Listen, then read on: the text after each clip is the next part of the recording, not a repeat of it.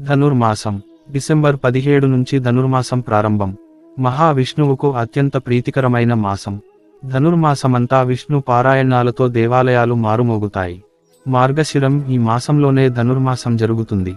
మాసాలలో మార్గశిరాన్ని నేనే అని విష్ణుమూర్తి స్వయంగా చెప్పుకున్నారంటే ఈ మాసానికి ఉన్న వైశిష్టత అర్థమవుతుంది.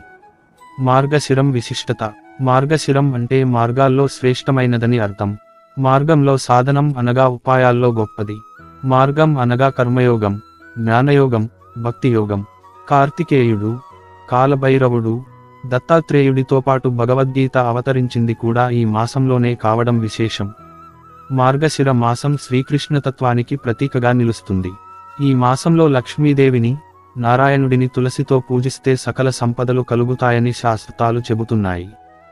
ధనుర్మాస విశిష్టత. మార్గశిర మాసంలో ధనురాశిలోకి సూర్యుడు ప్రవేశించి మకర రాశిలో సాగి